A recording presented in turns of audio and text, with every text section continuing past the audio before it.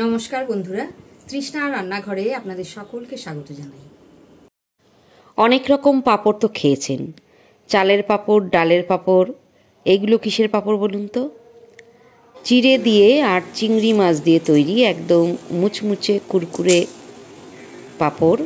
চা বা কফির সঙ্গে খান অথবা ডালের সাথে, মন একেবারে নতুনত্বের স্বাদে ভরিয়ে দেবে। তো চলুন তাহলে শুরু করি। এখানে আমি নিয়েছি 100 গ্রাম কুচো চিংড়ি। ভালো করে খোসাগুলো যতটা পারবেন বেছে নিয়ে ভালো করে ধুয়ে নিন। আর এর মধ্যে দিয়েছি 7 থেকে 8 কোয়া রসুনের কলি। এবারে মিহি করে পেস্ট করে নিতে হবে। এই মিক্সি বাটিতে আছে 100 গ্রাম চিড়ে। পাতলা যে চিড়েটা সেটা নেবেন। খুব ভালো করে দুবার আমি জল দিয়ে ধুয়ে নিয়েছি চিড়েগুলো, কালো জলটা বের করে নিয়েছি, তারপরে মিক্সি জারে নিয়ে নিয়েছি।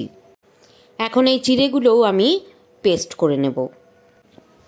এবারে কড়াইতে 1 টেবিল চামচ সর্ষের তেল দিয়েছি। এখন চিংড়ি বাটাটা আমি দিয়ে দিলাম।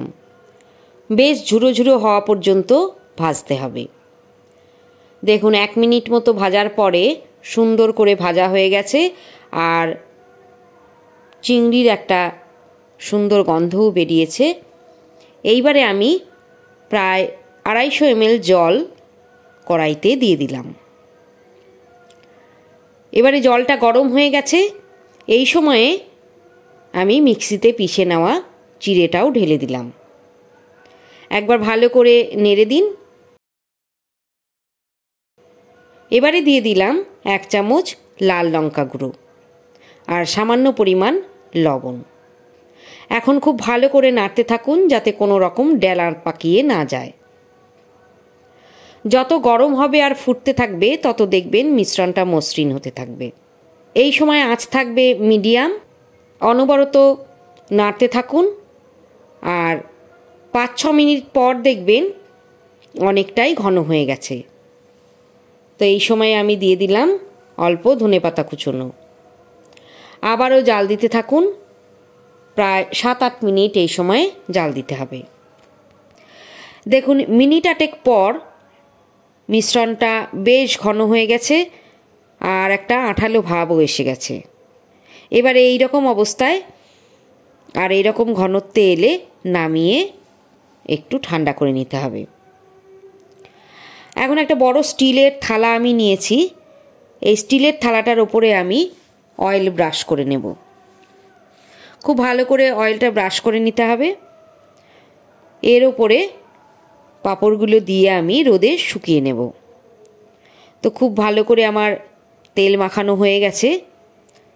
এবারে হাতায় করে বেশ কিছুটা চিড়ে আর চিংড়ির মিশ্রণ নিয়ে অল্প অল্প করে থালায় ঢেলে দিন।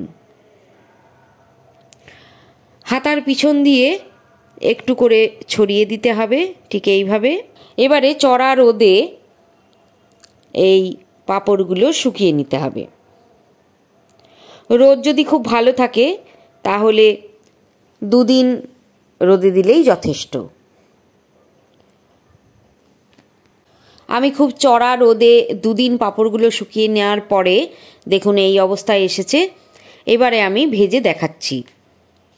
তেল গরম হয়ে গেছে। তো একটা পাঁপড়ের টুকরো আমি দিয়ে দিলাম।